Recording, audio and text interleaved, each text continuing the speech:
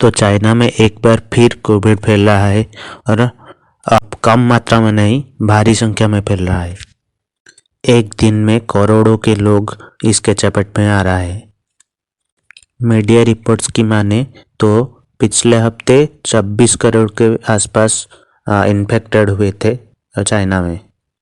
Hospital और स्मशान में लोग लाइन लगा के इंतज़ार कर रहे हैं। स्मशान के बाहर कारों की लंबी लाइन खड़ा हुआ है। तो ऐसी स्थिति क्यों आई चाइना में? फिर से क्यों 2022 में आई? जबकि 2020 में ये स्थिति आ चुका था, लेकिन इतनी मात्रा में भी नहीं था। और 2021 में सभी देश अपने देशों में वैक्सीनेशन भी करवा रहे थे। तो फिर 2022 में जब सभी देश अपने अपने काम में व्यस्त थे, अपने अपने स्थिति संभाल चुके हैं, तो फिर 2022 में ऐसी बड़े तरीके से क्यों फैल रहा है कोविड? दरअसल बात यह है कि चाइना में अब कोविड ओमिक्रॉन का BF.7 वेरिएंट तेजी से फैल रहा है। लोग बड़ी तेजी से इस वायरस से इन्फेक्टेड हो रहे। ऑफिशियल जानकारी के हिसाब से अब तक चाइना में एक दिन में 5000 से ज़्यादा मौत हो रही है। लेकिन हमेशा की तरह चाइना इस आंकड़े को भी छुपा रहा है। चाइना में अब करोड़ों की संख्या में लोग इन्फेक्टेड हो रहे और वो भी एक दिन में भी हो रहे। और इस बात को भी चाइना छुपा रहा है, लेकिन छुपने से क्या होगा, उसके मेडिकल के जो कंडीशन है वो बता रहा है। मेडिकल के बाहर जो लाइन लगी हुई है वो बता रहा है कि चाइना में इतनी कंडीशन खराब है। इस बीच अमेरिका के एपिडेमियोलॉजिस्ट एरिक फेल्डिंग ट्वीट किए हैं कि आने वाले 90 दिनों में चाइना के 60% पॉपुलेशन इस वायरस से इन्फेक्टेड होंगे और वर्ल्ड के 10% पॉपुलेशन भी इस वायरस के चपेट में आएंगे। इसी 90 दिन में 1 मिलियन यानी 10 लाख के करीब मौतें होंगी। फेल्डिंग का इस ट्वीट दुनिया में आतंक मचा दिया है।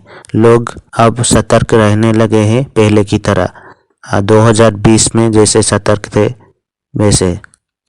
भारत में भी प्रधानमंत्री नरेंद्र मोदी एक हाई लेवल की रिव्यू मीटिंग बिठाया था और भारत के स्वास्थ्य मंत्री मनसुख मांडविया ने सभी राज्यों को अलर्ट भी किया था। सभी राज्यों को अलर्ट करके बताया है इस स्थिति का मुकाबला करने के लिए कैसे भी इंतजाम करे और अलर्ट रहे ताकि स्थिति कंट्रोल से बाहर न जाए। अब बात करते हैं कि क्यों फैल रहा है ये BF.7 वेरिएंट ओमिक्रॉन का चाइना में और फैल रहा है इतनी बड़ी मात्रा में। मेन कारण यह है कि BF.7 ओमिक्रॉन का ये BF.7 वेरिएंट सबसे ज़्यादा खतरनाक है और सबसे ज़्यादा फास्ट फैल रहा है। एक्सपर्ट बोल रहे हैं कि BF.7 से संक्रमित लोग 18 दूसरे लोगों को संक्रमित कर सकते हैं। यही एक मुख्य कारण है वायरस के तेजी से फैलने का। अब बात करते हैं क्यों चाइना में फिर से ये वेरिएंट फैल गया, खास करके चाइना के कैपिटल बीजिंग में, जिसको नाम दिया गया है थर्मोन्यूक्लियर वार। तो आइए जानते हैं। पहला कारण है चाइना के जीरो कोविड पॉलिसी। इस पॉलिसी के तहत चाइना में बहुत सख्त नियम बनाए गए थे। लोग 3 साल से लॉकडाउन की स्थिति में रहते आ रहे हैं। लॉकडाउन और सख्त कानूनों की वजह से वहां के आम नागरिक बहुत परेशान हो रहे थे और गुस्सा भी हो चुके थे। जब पूरा विश्व में बहुत सारे खेल के वर्ल्ड कप चल रहे थे, पूरा विश्व में लोग उत्साहपूर्वक घूम रहे थे अपने अपने कंट्री में या फिर दूसरे कंट्री में, तब चाइना में लॉकडाउन लगा था। लोग घरों में बंदी थे। फिर लोगों का गुस्सा सरकार पर फूटा और लोग प्रोटेस्ट करने लग गए।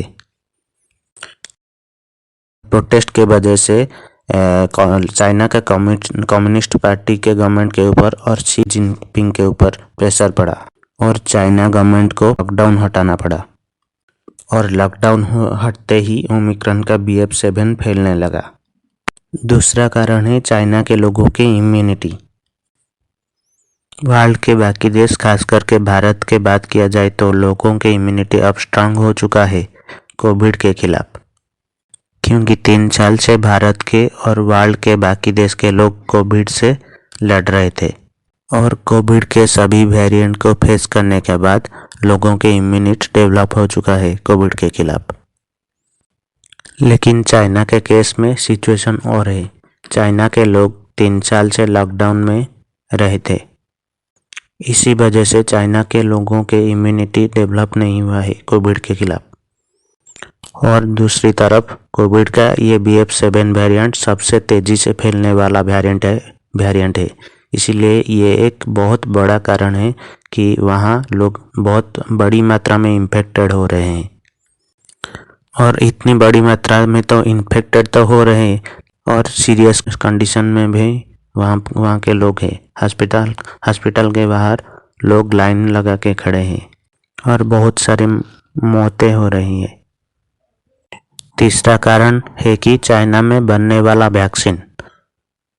एक्सपर्ट ये मान रहे हैं कि चाइना जो अपने वहाँ वैक्सीन बनाया है वो बहुत ही ख़राब क्वालिटी का वैक्सीन है। वो वैक्सीन कोविड के ज़्यादातर वेरिएंट के खिलाफ बेकार है और इसके ऊपर वहाँ पर भी लोग बहुत कम मात्रा में वैक्सीन ले पाए हैं। अनुमान लगाया जा रहा है कि वहाँ पर सिर्फ 38% लोगों को वैक्सीन दिया गया है।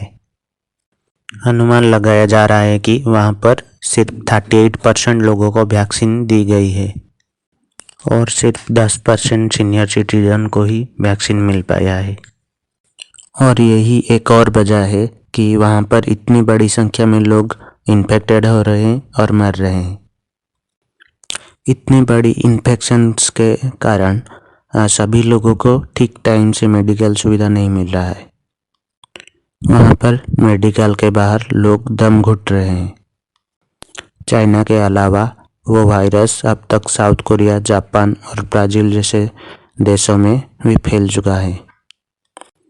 बताया जा रहा है कि जनवरी में इसका पीक रहेगा और इसी समय में सबसे ज़्यादा संक्रमण होगा।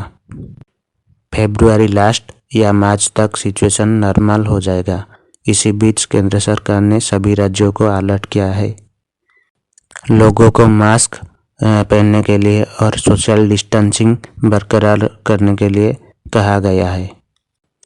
PM मोदी संसद में मास्क लगाकर बैठकर लोगों को ये संकेत दिया है कि अभी भी खतरा टला नहीं, इसीलिए सब मास्क लगाए और सोशल डिस्टेंसिंग रखें।